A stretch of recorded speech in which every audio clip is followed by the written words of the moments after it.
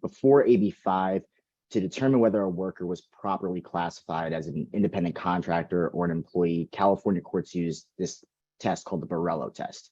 As I'm sure you can probably imagine, the Borello test is derived from the case SG Borello and Sons versus Department of Industrial Relations.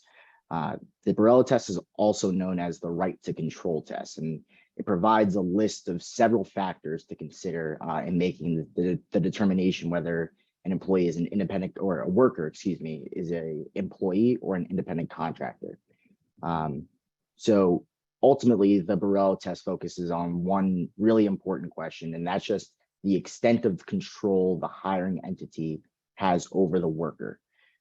So if a hiring entity exerts substantial control over the worker is then considered an employee as opposed to an independent contractor. And so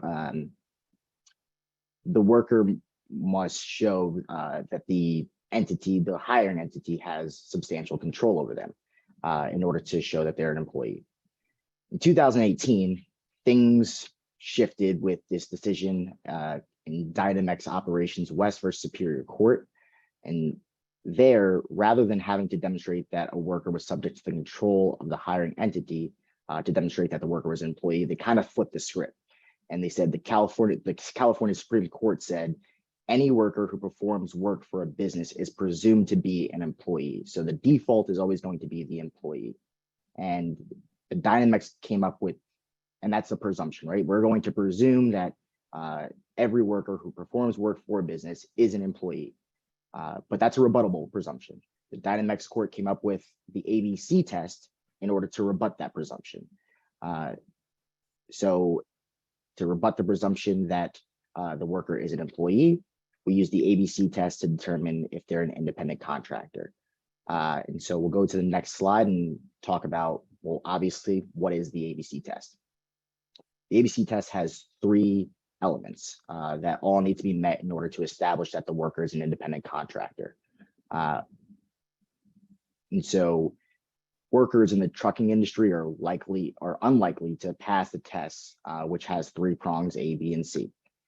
The A prong is that the worker is free from the control and direction of the hirer in connection with the performance of the work, both under contract for the performance and in fact. And so there's not really much of a change here in this A prong. This is what we've always understood as a relevant factor to making this determination. I'm going to skip B and I'm going to go jump to C, and that the worker is customarily engaged in independently established trade, occupation, or business of the same nature as the work performed by the hiring entity.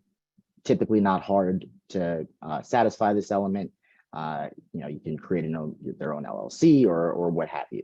But it's an independently established business. B is the tricky part, and that is where we see a lot of issues, and that's where there's a lot of litigation. B is that the worker performs work that is outside the usual course of the hiring entity's business. And so typically when you have somebody who's performing work for you, it's typically around the same type of occupation. So for example, if you're making deliveries, and you have somebody driving trucks to make these deliveries, it's obviously not going to be, it's going to be around the same usual course of your business. And so the B prong is where it's typically hard to satisfy. And I know, so some people are going to say, well, Chris, I have an agreement between me and my workers and they're classified as independent contractors per that agreement. I'm here to tell you it does not matter. The ABC test determines whether that is a proper classification, not the agreement between the two parties. So the unfortunate part about my job is that I typically give bad news to employers. I do this each and every day. So I'm sorry to tell you that your agreement between you and your worker, that they're an independent contractor, it doesn't matter. California courts have held that the relationship is determined by law, not by contract.